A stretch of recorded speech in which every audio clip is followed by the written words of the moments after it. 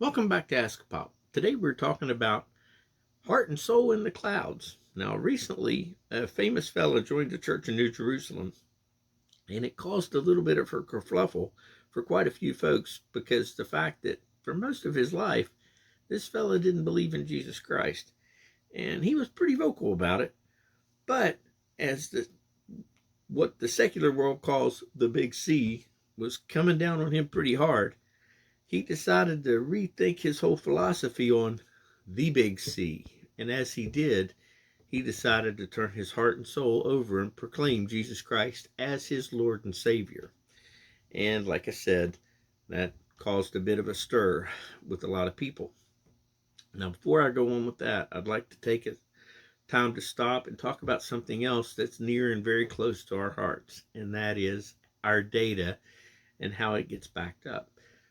Now, with all the different cloud options we have out here, um, with our phones, our tablets, our computers, it makes it to where we can, just for a few bucks a year, we can make sure that if our phones hit the pavement or our computers catch a cold, or if a toddler drops applesauce on our tablet, all we have to do is lighten our wallets just a little bit and then surf Amazon or walk into a phone store, and voila, it's like it never happened, because within a few hours, our phone looks exactly the same, or our tablet looks exactly the same, or we have access to all the same files.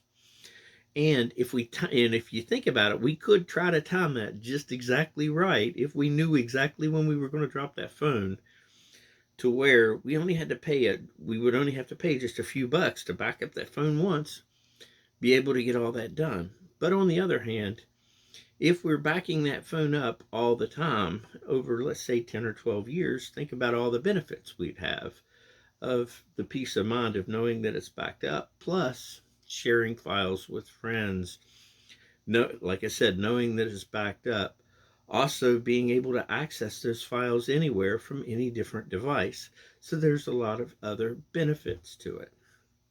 So now let's go back to what we were talking about, because I'd like to address something of my 13-year-old self when I first read about those deathbed confessions and got a little bit of grumpy about it.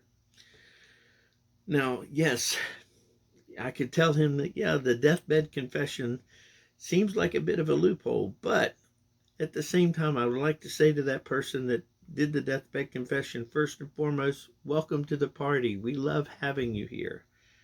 And secondly, I'd also like to say, welcome to the party. I'm so sorry that you missed out on so much love and fun that you would have had you been here 20, 30, 50 years ago. But we are still so glad that you made it. Thank you so much for joining in on the party.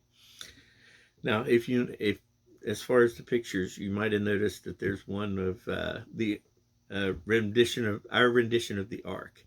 That was built by the OG Little Bit Knife about 15 years ago for our church at Westminster by the Sea, and decided to put that in here because the one that Moses built, the mercy seat would have sat on top of it, and I felt that appropriate today. The Bible verses today are Matthew 20:1-16, and John chapter 14, the whole chapter. It's not very long.